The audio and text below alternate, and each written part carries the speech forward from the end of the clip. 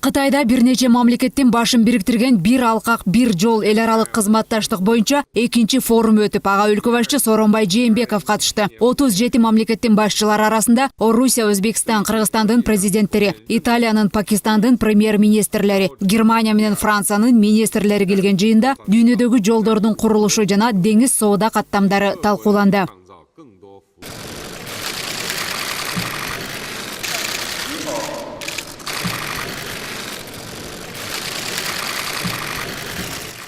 Долбоор мындан 6 жыл мурда башталып, $1 триллион бааланган. Негизги максаты Кытайды Европа, Африка жана Азиянын башка аймактары менен туташтыруу, транзиттик жана энергетикалык жактан байланыштыруу болуп саналат. Андан бери Кытай чет өлкөлүк долбоорлорго $90 миллиард инвестиция сарптап, кытайлык банктар берген насыя $200 миллиард жетти.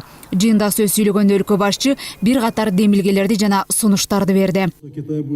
Кыргызстан башка мамлекеттер сыяктуу эле таза азыктарга жана коомдун тазалыгына байланыштуу бардык долбоорлорду колдойт. Форум бардык ой-пикирлерди ортого салып, тажрыйба алмашууга эң мыкты аянтча болуп берди. Ачыктыктын жана кызыкчылыктардын арты менен бир катар алгылыктуу долбоорлорду ишке ашырып алабыз. Кыргызстан коңшу өлкө жана стратегиялык өнөктөш катары Кытай тараптын бардык ийгиликтерин кубануу менен кабыл алат. Кыргызстан географиялык жактан ийгиликтүү жайгашып, ЭЭПке мүчө Кытай менен чектешкен мамлекет болуп эсептелет. Биз сиздер менен темир жол жана унаа жолдорду курууга кызыктарбыз. Стало ответом глобальным вызовам и угрозам. Сапардын алкагында өлкө башчы Пекин шаарында Синамач корпорациясынын ишмердүүлүгү менен таанышып, аларды кызматташууга чакырды. Ишкананын жетекчиси Чан Сяолун өздөрүнүн ишмердүүлүгү жана чет өлкөлөрдөгү инвестициялык долбоорлор менен алакалары тууралуу айтып берди. Синамач корпорациясы дүйнөдөгү 500 ири ишканалардын тизмесине кирген Кытайдагы ири мамлекеттик ишкана. Ал өнөр жай, айыл чарба, транспорт, энергетика, курулуш, жеңил өнөр жай, автомобиль жана кеме куруу, тоо кен өнөр жай, металлургия тармагында иштейт. Алар Кыргызстанда суткасына 5000 тонна цемент өндүргөн цемент заводун курууга, кант цемент заводунун мештерин газдан көмүргө өткөрүүгө жана алтын казуу чөйрөсүндөгү долбоорлорго көмөктөшкөн.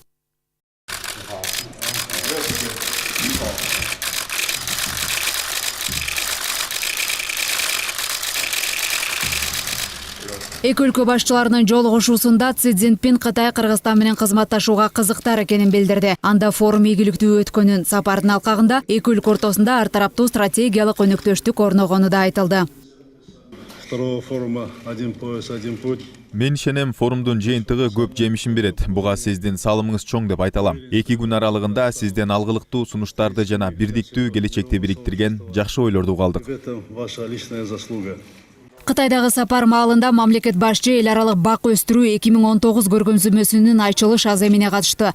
Дүйнөдө экология, таза аба жана адамдын дени сак жашоосу жыл өткөн сайын көйгөй жаратып жаткан учурда Кытай бардык лидерлерди бак отургузууга чакырды. Алардын катарында президент Сооронбай Жээнбеков да аземге катышып, Кытай жергесинде атайын бак отургузду.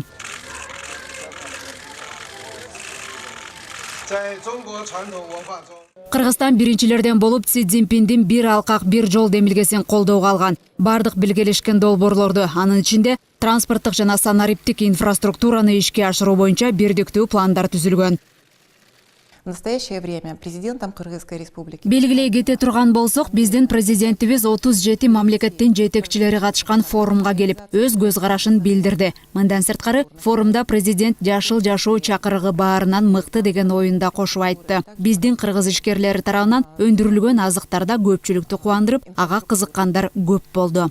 Стоит отметить, что по Сооронбай Жээнбеков ошондой эле Пекин шаарында өз ишин баштаган Экспо 2019 көргөзмөсүнө да катышты. Пекин Шанхайдан кийинки эл аралык көргөзмөлөрдү өткөрүүчү экинчи чоң шаар. Анда 10дон ашык ири борборлор бар. Бул жолку эл аралык көргөзмөдө 70 мамлекеттин өкүлдөрү жана 20дан ашык эл аралык уюмдар катышты.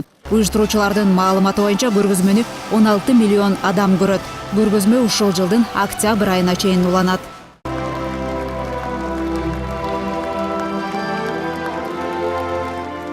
Ал жерге 1000 метрден ашык орунду ээлеген кыргыз борбору да орнотулду. Анда Кыргызстандын туристтик мүмкүнчүлүктөрү тууралуу видео тасма көрсөтүлүп, ат башынын балынан баштап Баткендин өрүгүнө чейинки экологиялык жактан таза азыктар коюлду. Мындан сырткары Кыргыздын тарыхый жашоосун чагылдырган каада салттары, улуттук тамак аштары да барган конокторду өзүнө тартып турду. Көргөзмө учурунда Кыргыз павильонуна келип, азыктардан даам сызган чет элдиктер көп болду. Мындан сырткары мамлекет башчы Кытайдын бир катар мамлекеттик кызматкерлери менен жолугуп, кыргыз тарап менен кызматташуу тууралуу баарлашты. Анда унаа жана темир жол, терроризмге жана экстремизмге каршы өз ара аракеттешүү, коргоо жана коопсуздук чөйрөлөрүндө кызматташуу багытында сөз болду. Аны менен катар өлкөнүн экологиялык жактан таза айыл чарба азыктарын Кытайга экспорттоону көбөйтүү, калкты таза суу менен камсыздоо жана ирригацияны өнүктүрүү боюнча да долбоорлор талкууланды. Тараптар гуманитардык чөйрөдө билим берүү жана туризм тармагында да кызматташтыкты активдештирүү зарылчылыгы тууралуу бирдиктүү көз караштарын билдиришти. Эми Кытайдын төрагасы Си Цзиньпин Кыргызстанга мамлекеттик иш сапары менен ушул жылдын июнь айында келмей болду. Элиза Нурматова, Элчи Кыштообаев, Ош Бирим жаңылыктары.